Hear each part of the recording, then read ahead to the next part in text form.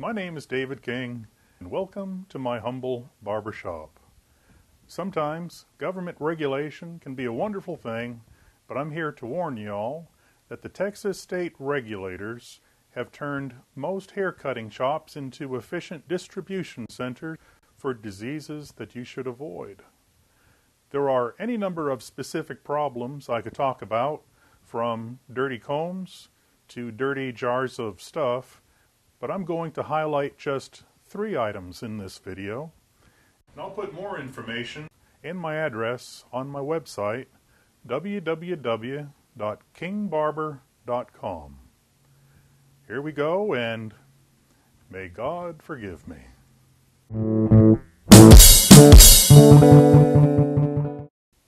Did you know that the Texas laws have been changed so that we barbers no longer have to wash our hands before we cut your hair?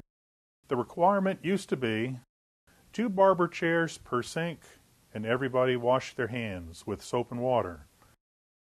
Then it was changed to 3 barber chairs per sink and everybody washed their hands with soap and water. Then, in 2005, it was changed to 3 barber chairs per sink, or you could set up 3 barber chairs, ignore these sinks, and just get 1 bottle of hand sanitizer and have your 3 barbers share. Why they thought this was a good idea, I don't know. Everybody, including the FDA, the Food and Drug Administration, and the CDC, Centers for Disease Control, agree that washing with soap and water is best, and hand sanitizer is what you use when you don't have soap and water available. Even the people who make this stuff agree. One company says, "What is the proper way to practice hand hygiene? Use soap and water, especially when hands are visibly dirty. Wash hands with soap and water for 15 to 20 seconds.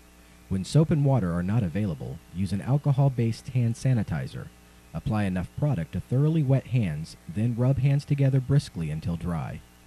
Is there a hand sanitizer better than soap and water for use in a barbershop? No. There isn't any. But let me know if you disagree. Well, if you see a shop using Claricon hand sanitizer, run away. It is contaminated with bacteria, and the Food and Drug Administration has recalled this stuff, and federal marshals have been seizing it. Risk of bacterial contamination has led the Food and Drug Administration to warn consumers to not use any products made by Claricon Biological Chemistry Laboratory Incorporated. The Roy, Utah firm voluntarily recalled some skin sanitizers and skin protectants sold under a variety of brand names after a recent FDA inspection found that the products contained high levels of disease-causing bacteria.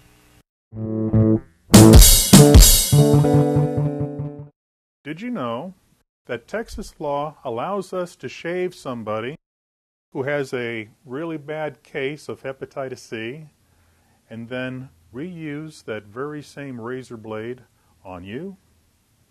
Of course, we here at KingBarber know better than to do something as irresponsible as that. But not the people who regulate barbers in Austin.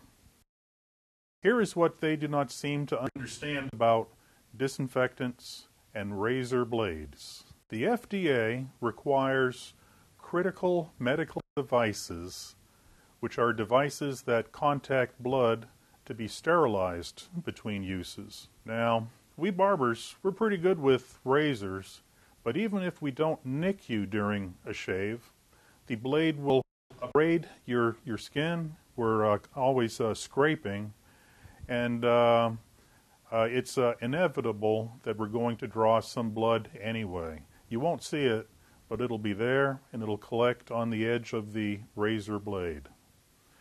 However, the FDA does not regulate barber razors as medical devices. Instead, these razors are regulated by the Consumer Product Safety Commission, so if something happens with this razor, I can file my complaint with the Consumer Product Safety Commission. But somebody down in Austin decided that it would be okay not to sterilize these blood-contaminated razor blades. Instead, they decided that it would be just fine to use a low-level disinfectant like this stuff here with the razor blades. They say that we can just put the blades in here just like this before we use them on you.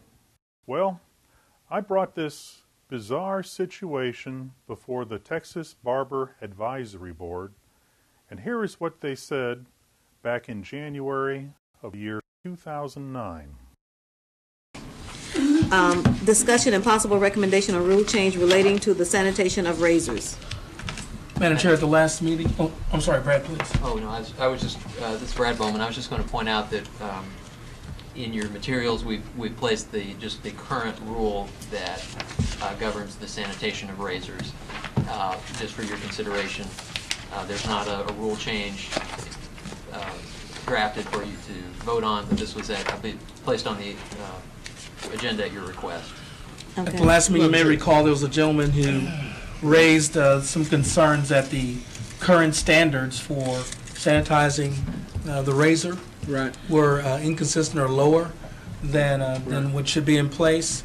You may remember, Madam Chair, that when you sat on the group that was working on the rules, we had plenty of data that demonstrated that the composition of the EPA and the alcohol and the chlorine bleach were significant or sufficient enough to cover the sanitation requirements in this area. We talked to Dr. Hesseltine at the time that we created these the standards. So I think the position of staff, and I'm looking in the direction of Margie and Beebe, is that we believe that the sanitation provisions as they exist are more than sufficient to cover the sanitation needs as it relates to sanitizing razors. After many long meetings about that, I would tend to agree. That was the meeting that you and I participated in. So I have no questions about that. I have no question on it either. I think our EPA takes care of it. That does point out, though, one reason somebody needs to have a book or get on the internet to find it, because he was using some information that was very old. Okay. All right, we're moving right along.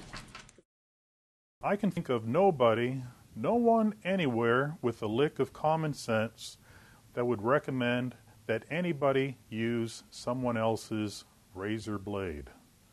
The medical support organizations for hepatitis patients and people with liver problems, they all think that's a bad idea. But the barber regulators in Austin seem to think it's okay as long as we disinfect the blades with alcohol, bleach, or EPA, which is an EPA-registered disinfectant. Well, that's just nuts, and here's why. The regulators tell us to use alcohol to disinfect dirty razor blades, but the law here in Texas tells us we can't do that. Isopropyl or ethyl alcohols shall be used as follows. 1. Isopropyl alcohol at a concentration of at least 70% and ethyl alcohol at a concentration of at least 90% are low-level disinfectants. 2. Alcohol shall not be used to clean and disinfect blood or body fluid. Why can't we do that? Because it doesn't work.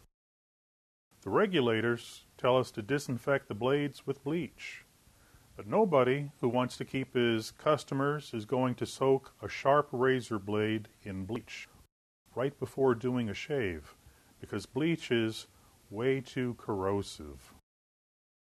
The barber regulators suggest we use an EPA-registered disinfectant. Well,